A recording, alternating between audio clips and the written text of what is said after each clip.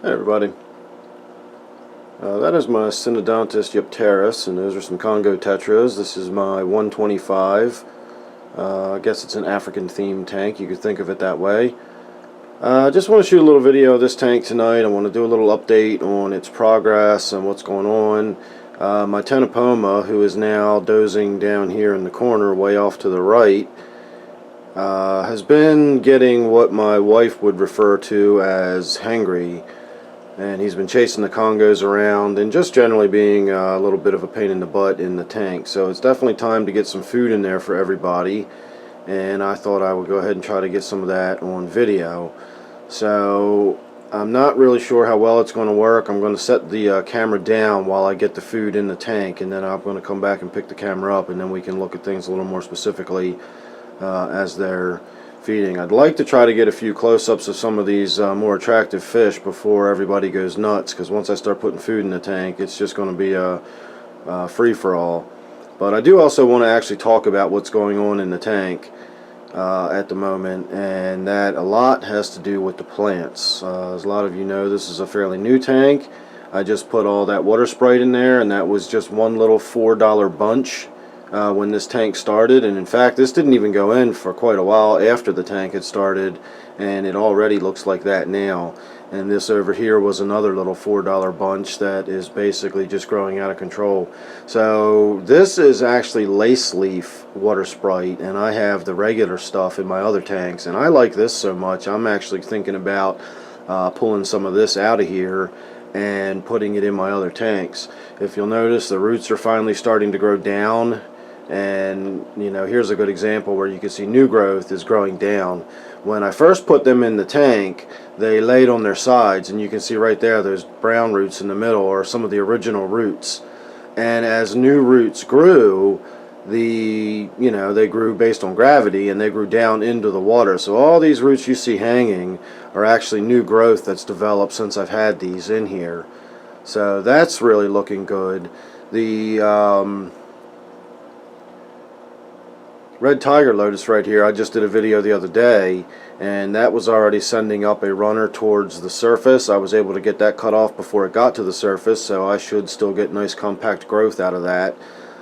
This sword here, I believe, is called a red melon sword, and I actually got a compliment on it the other day, and it is so strikingly red. It's gotten redder since it's gone in the tank. Those green leaves there are actually some of the original leaves from when I brought it home. All those bright red ones, or dark red ones I should say, have developed since I got it. The other thing I wanted to point out was this sword, and I do not know off the top of my head what kind of sword it is. It's some kind of marble. I think it's called a marble queen. That had these little runners growing off of it, and I was able to cut one off, and we were able to move it back into this corner here, and that's given me two additional plants, one on either side of that rock. That rock is just holding the main stem down, and you can see the little bit of roots starting to take hold there and there. I've also cut another one off and planted it there. And then I've got more roots and runners that are actually growing off of it. So hopefully I should have several more coming off. So I certainly got my money's worth out of that one when I bought it. And then the other thing I wanted to point out real quick before we get on to the feeding and looking at the fish is this, what I thought was going to be a runner on this red tiger lotus. You can see that one new leaf is unfurling. That has not gained any height since I shot that video 2 days ago. If that was one of those runners I was talking about, within 48 hours that thing would have been on the surface, and it's very clearly not. It's hardly moving at all. So at this point I expect that leaf to just begin unfurling, and it's just going to be another leaf that's slightly larger and slightly above the rest, and it's just going to be part of the process of that plant continuing to fill in and look beautiful. So my Ctenopoma has seen me up and moving around, and he is down here. So let me see about getting this camera set down and how that's going to look, and then I'll get some food in there.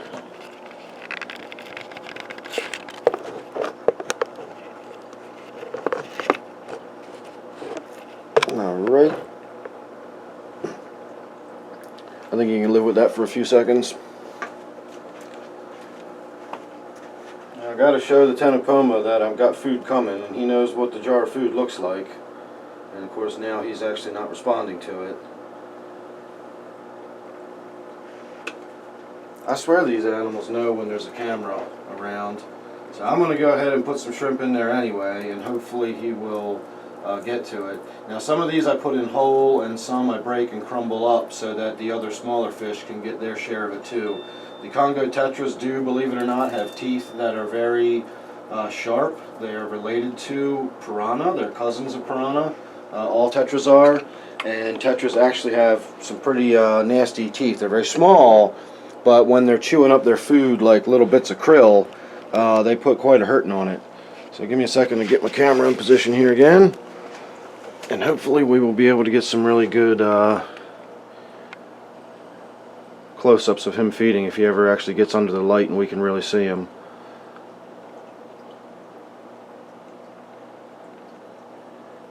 And apparently he's not going to. We're just going to get the silhouette of him feeding.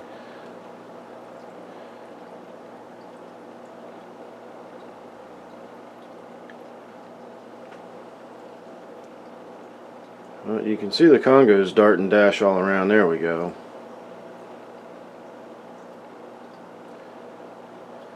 The Congos look amazing when they're in there feeding. The only time they look better than when they're feeding is when they're spawning. And I swear they spawn almost as often as they feed. Now, of course, that's not entirely true because I feed them several times a day, and they don't actually spawn several times a day.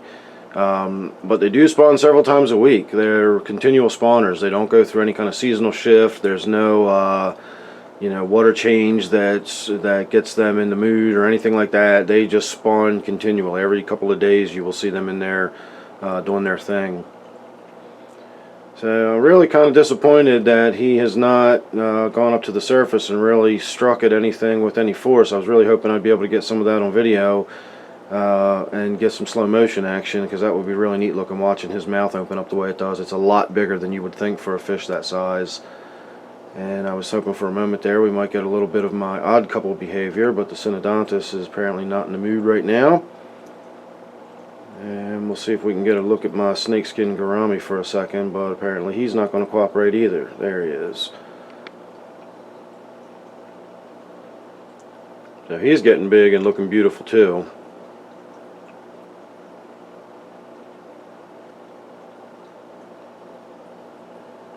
So I'm going to go ahead and wrap that up and call it a video. Nobody was really cooperating the way I was hoping they would, but we got a little bit of action. We got a little bit of look at the tank.